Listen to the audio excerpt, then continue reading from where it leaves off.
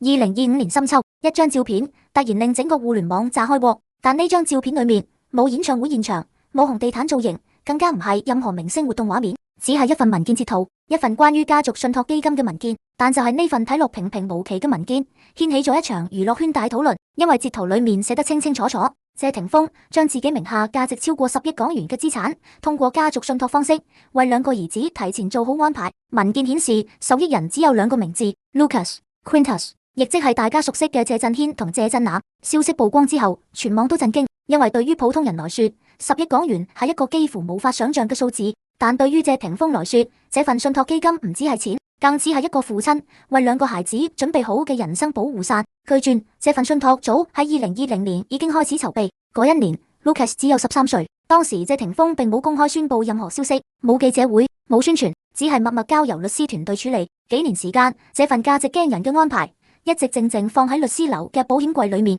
直到2025年秋天突然被曝光。然而，比10億資產更加震撼嘅消息隨後傳出，有人爆料 Lucas 拒絕簽字。據知情人士透露，當 Lucas 面對呢份信託文件時，睇完所有條款之後，只講咗一句話：佢嘅錢我一分都唔要。一句話瞬間引爆全網。19歲少年面對10億港元資產，竟然選擇拒絕。有人覺得不可思議，有人覺得佢太有骨氣，亦有人感嘆張柏芝真係教出咗一個唔會被金錢控制嘅孩子。更加多人翻出謝霆鋒過去嘅訪問，當年謝霆鋒曾經講過：我唔會留太多錢俾仔女，佢哋要靠自己闖。當時很多人覺得呢句話代表一種教育理念，希望下一代唔好因為財富而失去奮鬥動力。但多年之後，Lucas 真係選擇自己行自己嘅路，只不過呢一次拒絕嘅對象竟然係自己父親準備好嘅10億信託。消息傳開之後，輿論開始出現兩種聲音，一部分人認為謝霆鋒已經用自己嘅方式盡咗一個父親嘅責任。畢竟一個價值數10億規劃嘅家族信託，並唔係簡單塞錢俾孩子，裏面包括公司股權、物業收益、商業資產等等。目的唔係讓孩子揮霍，而係希望孩子未來無論遇到任何困難，都有一層保障。甚至有消息指出，信託裏面設置咗嚴格條款，孩子唔可以隨意一次過取走全部資產，必須達到指定年齡，完成學業，符合相關條件之後，先可以逐步使用。從財富管理角度來看，這種安排其實非常成熟。好多富豪家庭都會用類似方式保護下一代，因為真正嘅財富傳承唔係直接俾一大筆錢，而係幫下一代建立一個安全系統。所以喺一部分人眼中，謝霆鋒做嘅已經係一個父親可以做到嘅最大努力。但另一邊，亦有好多網友提出一個更加尖銳嘅問題：錢可以安排，資產可以規劃，但陪伴呢？有人留言 ，Lucas 真正需要嘅可能唔係一份信託，而係小時候嗰個會出現喺家長會現場嘅爸爸。呢句話獲得大量點讚，因為好多人成為父母之後先明白，孩子成長過程中最珍貴嘅從來唔係賬戶裏面有幾多數字，而係第一次比賽贏咗，有冇人喺台下為佢鼓掌；第一次表演，有冇人坐喺觀眾席；生病害怕嘅時候，有冇一個人陪喺身邊；生日許願嘅時候，有冇期待嘅人推門出現。呢啲瞬間一旦錯過，就算之後擁有再多錢，都無法重新買返。所以當10億信託曝光之後，焦點慢慢由謝霆鋒有幾多資產，變成咗呢份遲來嘅保障究竟能唔能補償過去失去嘅時間。有人覺得謝霆鋒已經盡力，佢唔一定係一個完美父親，但至少佢想為孩子負責。亦有人覺得一份法律文件始終只係文件，它可以鎖住資產，但鎖唔住親情裏面嘅空白。而 Lucas 拒絕嘅可能唔係10億，而係一份遲到太多年嘅補償。因為一個孩子真正想要嘅從來唔係父親留下幾多錢，而係當自己最需要父親嗰一刻，嗰個人有冇出現。而呢亦成為咗整個事件最大嘅爭議。一份價值10億嘅信託基金，究竟係一個父親深思熟慮嘅愛，定係一份遲來嘅彌補？所有人都開始等待 Lucas 真正嘅答案，因為要知道一個19歲少年點解會放棄普通人一生都追求唔到嘅財富，就必須先了解呢個孩子究竟經歷過一個怎樣嘅成長過程。第二部分，離婚之後的成長裂痕。Lucas 心裏那個空缺的父親位置，要明白 Lucas 點解會拒絕10億信託，就要先回到10幾年前。2012年，謝霆鋒同張柏芝結束婚姻嗰一年，Lucas 只有5歲，細佬 Quintus 亦都仲好細。離婚之後，兩個孩子主要由張柏芝照顧，而謝霆鋒亦按照安排承擔父親嘅責任。表面上睇，兩個孩子有母親陪伴，有父親提供經濟支持，生活條件比絕大部分人優越。但對於一個小朋友來說，成長裏面最重要嘅東西，從來唔止係物質，而係陪伴，係每一次回頭都可以見到嗰個人。離婚之後，Lucas 嘅人生好似被分成咗兩部分，一部分係媽媽身邊嘅生活，另一部分係一個越來越少出現嘅父親。張柏芝將大部分時間放喺3個孩子身上，陪讀書、陪成長、陪經歷每一個重要時刻。而謝霆鋒則繼續投入自己嘅事業，拍戲、唱歌、經營商業，每一個身份都非常成功。但父親呢個身份卻成為外界不斷討論嘅焦點。有人認為謝霆鋒工作繁忙，並唔代表唔愛孩子；亦有人覺得一個父親真正重要嘅時刻，並唔係轉賬數字，而係孩子需要你嗰陣，你有冇出現。多年之後，一些關於 Lucas 成長階段嘅片段被重新翻出，例如學校活動，例如生日，例如人生重要節點。每一次討論都圍繞住同一個問題：爸爸喺邊？對於一個小朋友來說，可能小時候未必完全明白父母之間發生嘅事，但佢會記得一件事：邊個陪自己，邊個缺席。有心理學家曾經講過，小朋友對父母嘅記憶，並唔係來自昂貴禮物，而係來自重複出現嘅陪伴。一次家長會，一次運動會，一次放學接送，一次深夜發燒時有人坐喺床邊。呢啲看似普通嘅事情，反而會成為一個人一世嘅記憶。而 Lucas 成長過程中，外界一直關注嘅，正正就係呢種情感落差。因為謝霆鋒喺事業上取得巨大成功，但與此同時，關於父親角色嘅討論從未停止。直到2024年，Lucas 已經16歲，正值青春期最敏感嘅階段。呢個年齡嘅孩子開始建立自己嘅價值觀，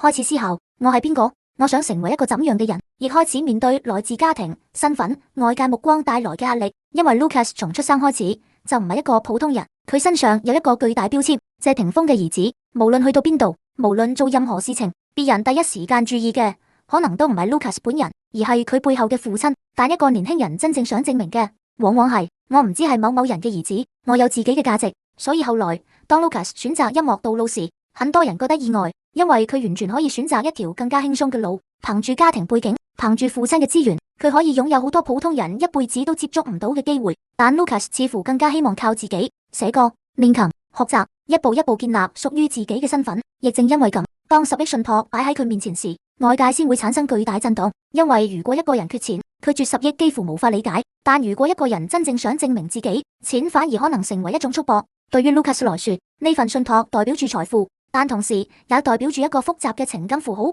裏面有父親嘅名字，有父親安排好嘅未來，有父親希望表達出來嘅愛。但問題係呢份愛係咪來得太遲？因為 Lucas 需要嘅階段可能唔係19歲之後，而係5歲、8歲、10歲、13歲，那些成長過程中最需要父親陪伴嘅年份。所以當外界討論 Lucas 拒絕10億係咪衝動時，其實忽略咗一個重點：一個年輕人真正拒絕嘅可能唔係錢，而係過去多年累積下來嘅情緒，亦係一個孩子對於父親2個字最複雜嘅理解。而接下來更關鍵嘅問題出現：如果10億信託代表謝霆鋒想彌補過去，咁點解 Lucas 仍然選擇推開？答案可能藏喺一份信託文件之外，藏喺父子2個人多年未曾真正跨越嘅距離裏面。但係如果你真係了解 Lucas 呢個少年，你就會明白，佢拒絕嘅唔係錢，佢拒絕嘅係一份遲咗16年先送到嘅父愛。因為對 Lucas 嚟講，嗰份信基金最大嘅問題，從來唔係金額有幾大，唔係10億，唔係28億，甚至唔係幾多豪宅、商、股份。真正嘅問題係呢啲嘢嚟得太遲。16年前，佢需要嘅唔係律師樓入面嘅文件，佢需要嘅係一個會出現喺學校門口嘅爸爸，佢需要嘅係生日嗰日推開門嘅身影，佢需要嘅係生病發燒嗰陣坐喺床邊陪佢通宵嘅人。但係嗰啲時間一去就冇得返，錢可以買到豪宅，可以買到教育基金，可以買到最安全嘅財富安排，但係買唔返第一次喊爸爸嗰一刻，第一次攞獎想分享嘅時候，第一次遇到挫折想揾一個肩膀依靠嘅時候。信條款可以規定幾多歲先可以攞錢，可以規定每個月可以用幾多，可以規定資產點樣保存，但係冇任何一條條款可以規定一個爸爸1年要陪個仔幾多次，亦冇任何一份文件可以補返錯過嘅成長。所以有人話 Lucas 拒絕嘅唔係10億，佢拒絕嘅係一個用金錢代替陪伴嘅方式。因為喺佢心目中，父親呢個角色從來唔應該只存在於銀行記錄入面。有一個細節好多人都忽略咗， Lucas 真正推開嘅唔係嗰份信，而係文件上面謝霆鋒嗰個簽名。嗰個簽名佢其實見過好多次，見過喺學費轉賬文件上，見過喺法律文件上，見過喺各種需要負責嘅地方。但問題係簽名一直都喺度，簽名背後嗰個人卻唔係每一次都喺度。所以 Lucas 唔想要嘅唔係嗰張紙，而係一個永遠遲到嘅答案。佢真正想要嘅從來都唔係謝霆鋒可以俾佢幾多錢，而係謝霆鋒可以陪佢幾多年。2025年，有人問到 Lucas 對父親嘅感受，佢冇講好多，只係淡淡咁講爸爸唔喺屋企，仲有我同弟弟。一句簡單嘅說話，卻令好多網民沉默。因為有時候小朋友真正記得嘅唔係父母送咗幾貴嘅禮物，而係某一日放學門口有冇一個人等佢，某一次比賽台下有冇一個人為佢鼓掌，某一個生日蛋糕旁邊有冇爸爸嘅位置。有人話謝霆鋒已經盡咗自己能力，佢俾咗最穩固嘅保障，俾咗最龐大嘅資產，俾咗一個普通人一世都未必擁有嘅起點。但亦有人反問：如果一個孩子最需要你嘅時候，你唔喺度，等佢長大之後，先送上一份巨額禮物，呢份禮物究竟係補償，定係一種遲來嘅安慰？呢個問題冇人可以替 Lucas 回答，只有佢自己知道。而 Lucas 選擇嘅答案就係將文件推返去，唔係憤怒，唔係報復，而係一個19歲少年對自己人生做出嘅選擇。佢想證明一件事：我可以擁有一個富有嘅父親，但我唔需要靠父親嘅財富證明自己存在。因為喺離開信基金之後，Lucas 開始走另一條路，一條冇有豪門光環嘅路，一條靠自己一步一步行出嚟嘅路。佢去到澳洲讀書，每日練琴、寫歌、打工，生活簡單得，甚至同普通留學生冇分別。有人認出佢，有人問：你爸爸唔係謝霆鋒咩？佢只係笑一笑，回答：我知道，然後繼續低頭做自己嘅工作，冇炫耀，冇否認，亦冇利用呢個身份換取任何方便。因為 Lucas 慢慢明白，謝霆鋒個名可以係佢人生嘅一部分，但唔應該係佢人生嘅全部。佢想要嘅係別人叫佢 Lucas，而唔係謝霆鋒個仔。而 Lucas 真正想做嘅就係撕開自己身上嗰個標籤。佢唔想一世活喺謝霆鋒個仔呢5個字入面，佢想俾人知道自己叫 Lucas，一個識寫歌嘅人，一個中意音樂嘅少年，一個靠自己努力慢慢建立人生嘅普通年輕人。2026年 Lucas 喺悉尼嘅生活變得更加忙碌，白天上堂，放學之後去咖啡店返工，夜晚返到宿舍就戴上耳機寫歌，有時候一坐就坐到凌晨。桌面上放住未完成嘅樂譜，旁邊係一杯已經凍晒嘅咖啡，牆上掛住張柏芝嘅照片，而床邊就放住佢最珍惜嘅吉他。嗰把吉他唔係豪華收藏，亦唔係父親送俾佢嘅禮物，係佢自己一個月一個月儲錢買翻嚟。有人問佢：你明明可以擁有一切，點解仲要咁辛苦？ Lucas 只係笑，因為佢知道，如果一個人一出世就擁有所有答案，反而未必知道自己真正想要乜。而佢想揾嘅唔係財富，係自己存在嘅價值。同一時間，謝霆鋒嗰邊亦開始面對外界更多討論。有人問：如果 Lucas 真係拒絕信，你會唔會失望？面對鏡頭，謝霆鋒沉默咗一陣，最後只係講：佢大個仔有自己嘅想法，我尊重佢。短短幾個字，聽落好平靜，但好多網民聽完之後反而更加感慨，因為有時候一句我尊重你，代表嘅可能係成熟，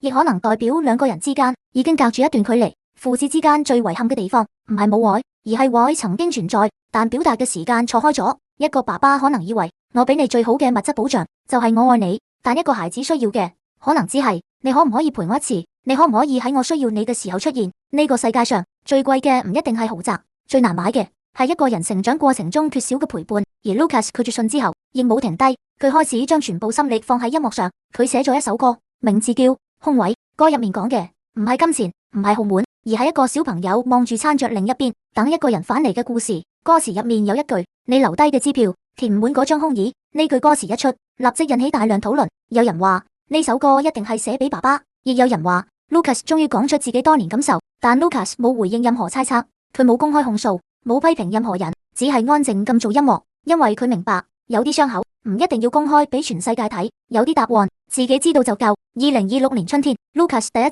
次參加小型音樂演出，舞台唔大，觀眾唔多，冇大型燈光，冇幾萬人歡呼，台下只係坐住100幾十個觀眾。但對 Lucas 嚟講，嗰一晚比任何大型舞台更加重要，因為嗰個舞台上面冇有人因為謝霆鋒而買票，冇有人因為豪門身份而關注佢，所有掌聲都係俾 Lucas 自己。佢企喺台上，住自己儲錢買返嚟嘅吉他，唱自己寫嘅歌，唱完之後只係對住台下講：多謝你哋聽我唱歌，冇提父親，冇提信，冇提過去。嗰一刻，佢唔係任何人嘅兒子，佢只係一個音樂人。而台下嘅觀眾亦第一次真正認識 Lucas， 唔係謝霆鋒個仔，而係佢自己。嗰晚之後 Lucas 冇突然變成萬眾矚目嘅明星，亦冇因為一首歌就改變自己人生。佢依然每日返學，依然去咖啡店返工，依然背住嗰個普通嘅吉他袋，穿梭喺悉尼街頭。有人認出佢，有人知道佢背後嘅家庭。有人問：你真係唔要嗰10億？ Lucas 冇嬲，亦冇解釋太多，佢只係淡淡咁講：嗰啲係別人嘅選擇，我有我自己嘅路。一句簡單嘅回答，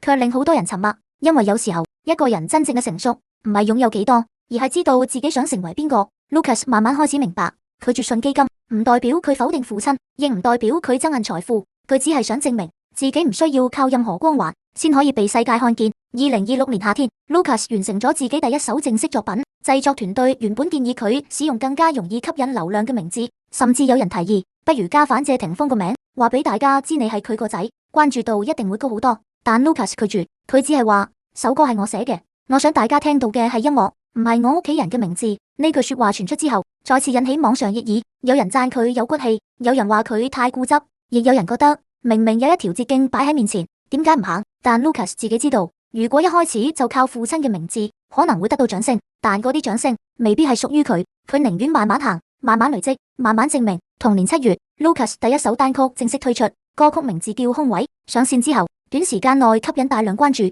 唔少聽眾留言。呢首歌唱出咗好多人成長入面嘅遺憾，有啲位置一直等緊一個人返嚟，但 Lucas 冇利用呢份熱度，冇接受大量訪問，冇公開講自己家庭故事，佢只係繼續寫歌，繼續生活。因為對佢嚟講，過去係自己人生嘅一部分，但唔係自己全部。而另一邊，謝霆鋒亦第一次公開談到兒子嘅作品。記者問有冇聽過 Lucas 寫嘅歌，謝霆鋒停頓咗幾秒，然後回答聽過。記者再問覺得點，佢沉默一陣，最後講佢寫得比我好。呢句說話出自謝霆鋒口中，令唔少人意外，因為多年來謝霆鋒一直都係華語音樂圈重要人物，但嗰一刻佢第一次唔係用父親身份，而係用一個音樂人身份去欣賞自己個仔。有人話可能呢一刻謝霆鋒先真正開始了解 Lucas， 亦有人感慨可惜有啲認同嚟得太遲，因為 Lucas 已經唔再係嗰個等爸爸讚一句嘅小朋友，佢已經慢慢成為一個可以靠自己站穩舞台嘅年輕人。2026年年底，Lucas 喺悉尼舉辦自己第一場小型專場，場地唔大，